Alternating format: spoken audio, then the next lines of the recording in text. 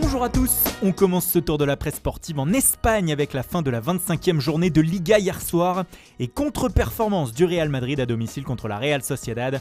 Match nul un partout, un résultat qui freine les merengues dans la course au titre comme l'indique Marca ce matin. Les hommes de Zinedine Zidane se retrouvent en effet ce matin 3e à égalité de points avec le Barça, mais à 5 longueurs de l'Atlético. Le derby face aux Colchoneros attend d'ailleurs le Real le week-end prochain, mais les Madrilènes auraient pu se retrouver à un point plus loin hier soir si Vinicius Junior n'était pas venu sauver la maison en marquant à la 89e minute.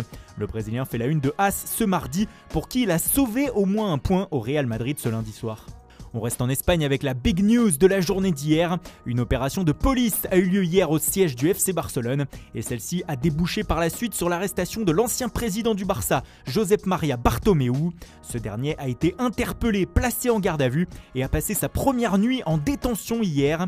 Un scénario fou qui bien sûr est placardé sur la plupart des unes espagnoles ce matin. Sport titre en gros « Bartomeu arrêté ». Mundo Deportivo revient aussi ce matin sur ce coup de force au sein du Barça. Alors pourquoi Bartomeu est aujourd'hui inquiété par la justice ?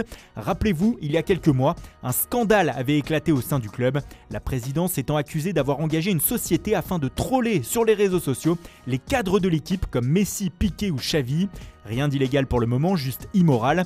Mais où c'est devenu illégal, c'est quand Josep Maria Bartomeu a été soupçonné d'avoir payé la société en question avec l'argent du club tout en maquillant les paiements. Pas moins de 5 versements de 200 000 € auraient été effectués. Bartomeu se retrouve donc devant la justice. Pour les sportifs, il faut renommer le Barçagate le Bartogate, car c'est lui le véritable instigateur de tout ça, malheureusement pour le journal au nom du Barça. Enfin pour El País, le Barçagate vient de balayer Bartomeu, qui avait démissionné de la présidence du club en octobre. Cette arrestation de l'ancien numéro 1 du club ne fait pas que la une dans les médias sportifs du pays. Le très sérieux journal généraliste El Mundo placarde aussi l'information en une de son édition du jour ce mardi. Le Barçagate précipite l'arrestation de Bartomeu, écrit le média. D'autres personnes ont aussi été arrêtées comme Oscar Grau, qui est actuellement le directeur général du Barça, ou Jaume Masferrer, qui est le bras droit de Bartomeu. Une opération de police dans l'un des plus grands clubs de football au monde, ça ne passe bien sûr pas inaperçu. On retrouve donc l'information ailleurs qu'en Espagne. The Guardian parle de drame au Barça ce matin, après un raid carrément sur le Camp Nou. Pour tout au sport, Bartomeu se retrouve menotté et désormais dans de sales draps. Une information qui fait la une jusqu'en Russie. Sport Express parle d'une opération de police au sein du FC Barcelone. Enfin, le média vénézuélien Meridiano placarde aussi le visage de Bartomeu en première page avec ce titre « Arrêté » affiché en gros caractères. On revient au football et en France avec l'information principale de la journée d'hier en Ligue 1.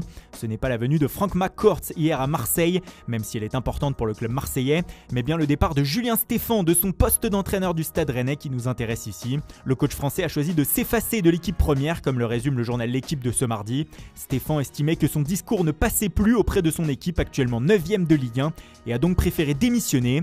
C'est son adjoint Philippe Bizel qui va assurer pour le moment l'intérim. Avant l'arrivée d'un nouveau coach, les noms de Bruno Genesio et de Jocelyn Gourvenec ont été évoqués depuis hier dans la presse. On revient en Espagne avec une polémique ce matin entre le Séville FC et le FC Barcelone. Estadio Deportivo revient ce matin sur un clash qui a eu lieu samedi lors de la rencontre entre les deux équipes, entre le directeur sportif du club andalou Monchi et l'entraîneur du Barça Ronald Koeman. Les caméras de la chaîne Movistar ont capté une séquence où Monchi, dans le huis clos de Sánchez-Pizjuán, traite le coach néerlandais de pleureuse, avant d'ajouter en critiquant les décisions arbitrales de ce match. Les déclarations de la pleureuse ont fait effet. Bonne ambiance avant un nouveau Barça-Séville demain en demi-finale retour de la Coupe du Roi. Autre polémique, mais cette fois en Italie, le Torino est actuellement touché par une dizaine de cas de Covid et n'a pas joué le week-end dernier, son match ayant été reporté. Toute l'Italie pensait qu'il en serait de même pour la rencontre de ce soir face à la Lazio, mais la Ligue italienne n'a pas reporté le match. Problème, les autorités sanitaires ont empêché hier le Taureau de partir pour Rome. Ça ne vous rappelle rien ?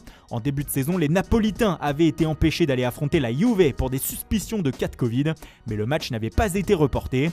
Et bien comme l'indique Tout au Sport, on sera dans le même cas ce soir. La Lazio va-t-elle gagner la rencontre 3-0 sur tapis vert ? Et on termine par Manchester United qui continue de faire la une en Angleterre après le nul à Chelsea dimanche.